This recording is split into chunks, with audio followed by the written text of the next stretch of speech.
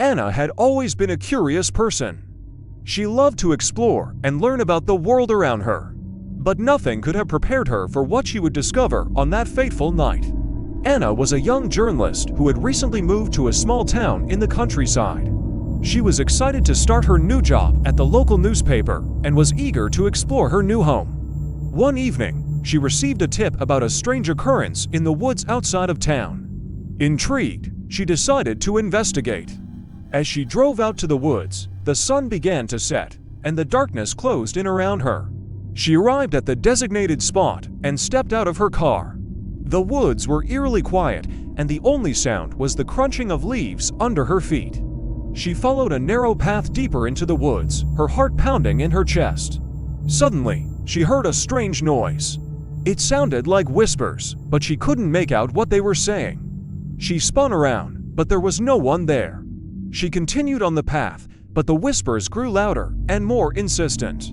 She felt a chill run down her spine, but she pressed on. As she rounded a bend in the path, she saw a faint light in the distance. She approached cautiously and found herself standing in front of an old, abandoned cabin. The whispers were coming from inside. She pushed open the door and stepped inside. The cabin was filled with shadows, and she could barely make out the furniture. But as her eyes adjusted to the darkness, she saw that the room was filled with people. They were all staring at her, their faces twisted in terror. She tried to speak, but her voice failed her. Suddenly, the whispers grew louder, and the people in the room began to scream. Anna felt a hand on her shoulder, and she turned to see a figure standing behind her. It was a man, but his face was hidden in the shadows. He reached out a hand, and Anna recoiled. "Who are you?" she stammered. The man didn't answer. Instead, he pointed towards the people in the room. "Do you see them?" he asked. Anna nodded. "They are the lost souls," he said. "They have been trapped here for eternity, unable to move on." "But why?" Anna asked. "Because of the darkness," the man replied. "It consumes everything, even the souls of the living." Anna felt a cold shiver run down her spine. "What darkness?" she asked. The man pointed towards the window. "Look," he said. Anna looked and saw that the sky had turned an inky black. The stars had disappeared, and the moon was nowhere to be seen. A feeling of dread washed over her. "What's happening?" she asked, her voice trembling. "The darkness is spreading," the man said. "It's consuming everything in its path. And soon, it will consume you too." Anna felt a hand on her arm, and she turned to see the man again. He was gone. She looked around the room, but the people were gone too. She was alone. She ran out of the cabin, her heart pounding in her chest. She stumbled back to her car and drove away as fast as she could. She didn't stop until she reached the safety of her own home. Anna never forgot that night. The darkness of the unknown had shown her a terrifying truth. The world was full of mysteries and dangers that she could never have imagined. But she also learned that sometimes, the most important thing was to face your fears and keep moving forward. From that day on, Anna dedicated herself to uncovering the truth and exposing the darkness that lurked in the shadows. She knew that she couldn't change the world, but she could make a difference, one story at a time. And so, Anna continued her journey, armed with her camera, her notebook, and her unwavering determination. She was a warrior in her own right, fighting against the darkness that threatened to consume the world. And she would never stop, not until the last whisper of the unknown had been silenced.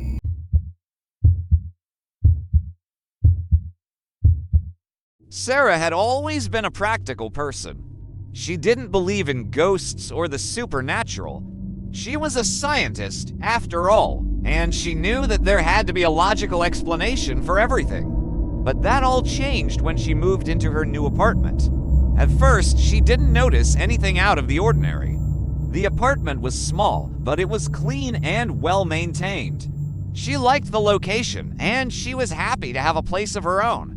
But as the days went by, she started to notice strange things. It started with small things, like objects being moved from one place to another. She would put her keys on the table, and the next morning, they would be on the counter. She would leave a book on the coffee table, and it would be on the shelf. At first, she thought she was just forgetful, but then she started to notice other things. She would hear strange noises in the middle of the night. At first, she thought it was just the pipes, but then she realized that the sounds were coming from inside the apartment. She would hear footsteps, whispers, and even laughter. She tried to ignore it, but the noises only grew louder and more frequent. One night, she was lying in bed when she heard a loud crash. She sat up, her heart pounding in her chest. She got out of bed and walked towards the living room. She flicked on the light and gasped. The room was a mess. The coffee table was overturned, and there were shards of glass everywhere. She looked around, her eyes wide with fear. She heard a whisper in her ear, and she spun around, but there was no one there. She ran to her bedroom and locked the door. She sat on the bed, her body shaking with fear. She didn't know what was happening, but she knew that she couldn't stay in the apartment. The next day, she did some research and found out that the apartment had a dark history. The previous tenant had committed suicide, and before that, there had been several reports of strange occurrences. Sarah felt a chill run down her spine. She had been living in a haunted apartment. She tried to leave, but she couldn't. She had signed a lease, and she couldn't afford to break it. She was trapped. She tried to ignore the noises and the whispers, but they only grew louder and more insistent. One night, she was lying in bed when she heard a loud bang. She sat up, her heart racing. She got out of bed and walked towards the living room. She flicked on the light and gasped. The front door was open, and there was a figure standing in the doorway. It was a woman, and she was dressed in old-fashioned clothes. She had a look of terror on her face, and she was pointing towards the apartment. Sarah felt a cold shiver run down her spine. She knew that she had to get out of there. She grabbed her keys and ran towards the door. She pushed past the woman and ran down the stairs. She didn't stop until she was outside, in the safety of the night. She never went back to the apartment. She moved out, and she never looked back. She never forgot what had happened, but she never talked about it either. She knew that no one would believe her. Years went by, and Sarah tried to move on with her life. She got a new job, a new apartment, and new friends. But she could never forget the haunting that had changed her life forever. One day, she was walking down the street when she saw the woman from the apartment. She was standing on the sidewalk, staring at her. Sarah felt a cold shiver run down her spine. She quickened her pace, but the woman followed her. Sarah started to run, but the woman kept following her. She could hear her footsteps getting closer and closer. She turned around, her heart pounding in her chest. The woman was standing in front of her, her face twisted in anger. Sarah felt a cold shiver run down her spine. She knew that she had to get away. She turned and ran, her legs pumping. As she raced down the street, she could hear the woman's footsteps behind her, getting closer and closer. She turned a corner and then another. She didn't know where she was going, but she didn't care. She just had to get away. She didn't stop until she reached the safety of her apartment. She locked the door and leaned against it, her body shaking with fear.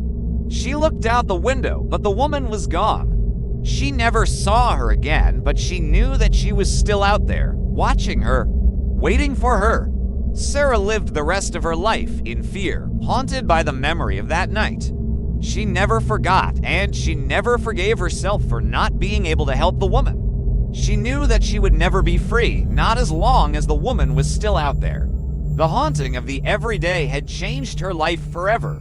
She had seen things that she could never forget, and she had been marked by the experience. She would never be the same again. But she knew that she was not alone. There were others like her, people who had been touched by the darkness, people who knew the truth. And she knew that as long as she was alive, she would fight to expose the truth, no matter what it took. The haunting of the everyday was a reminder that the world was not always what it seemed. There were forces at work that were beyond our understanding, forces that could change our lives in an instant. Sarah knew that she could never escape the haunting, but she also knew that she could use it to make a difference. She could use her experience to help others to expose the truth and to fight for justice. And so she continued her journey, armed with the knowledge that she had gained from the haunting. She was a warrior in her own right, fighting against the darkness that threatened to consume the world. And she would never stop, not until the last whisper of the haunting had been silenced.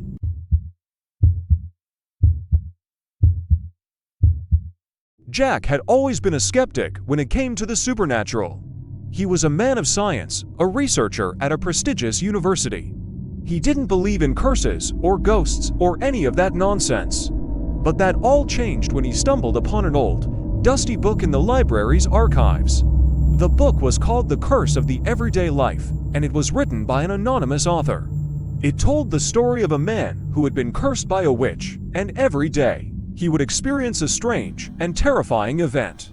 Jack was intrigued by the book and decided to take it home and read it. As he read, he couldn't believe what he was reading. The events described in the book were so bizarre and terrifying that he couldn't help but feel a sense of unease.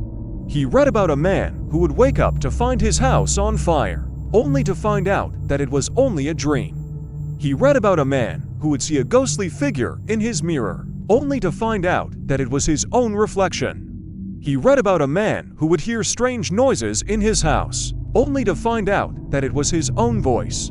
Jack couldn't believe what he was reading, but he couldn't put the book down. He read it in one sitting, and when he finished, he felt a chill run down his spine.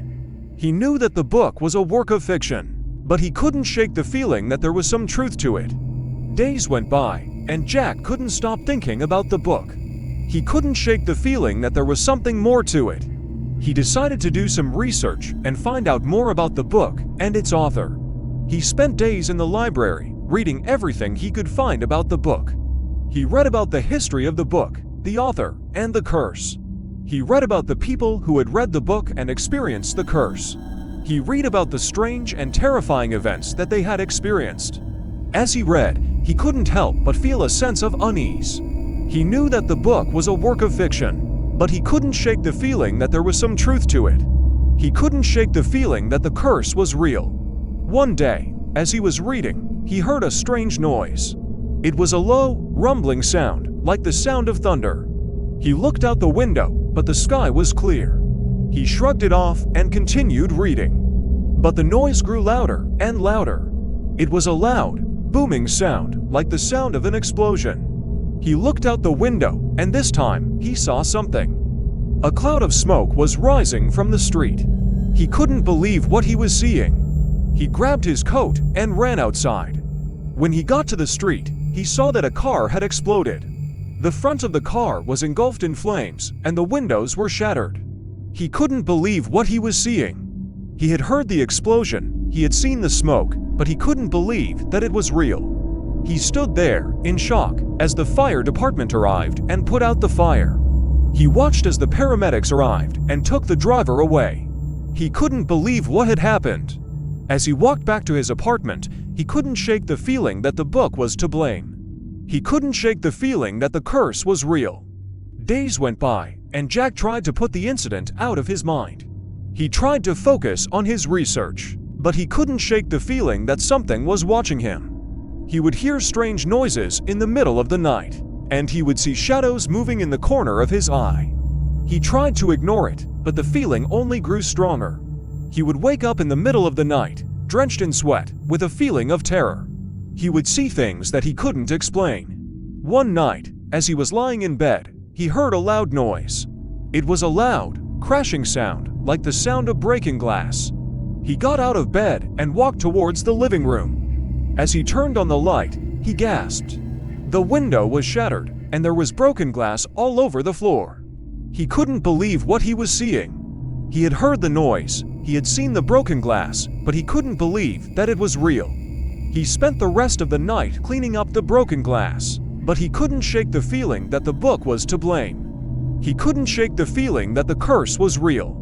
Days went by, and Jack tried to put the incident out of his mind. He tried to focus on his research, But he couldn't shake the feeling that something was watching him. He would hear strange noises in the middle of the night, and he would see shadows moving in the corner of his eye. One day, as he was walking home from work, he saw something strange. He saw a figure standing in the shadows, watching him. He couldn't see the face, but he could feel the eyes on him. He quickened his pace, but the figure followed him. He started to run, but the figure kept following him. He turned a corner, and then another, but the figure was still there. He didn't stop until he reached the safety of his apartment. He locked the door and leaned against it, his body shaking with fear. He looked out the window, but the figure was gone. He never saw the figure again, but he knew that it was still out there, watching him, waiting for him. The curse of the everyday had changed his life forever. He had seen things that he could never forget, and he had been marked by the experience. He knew that he would never be the same again. But he also knew that he couldn't let the curse win. He couldn't let it control him. He knew that he had to fight back. And so, he continued his journey, armed with the knowledge that he had gained from the curse. He was a warrior in his own right, fighting against the darkness that threatened to consume the world. And he would never stop, not until the last whisper of the curse had been silenced.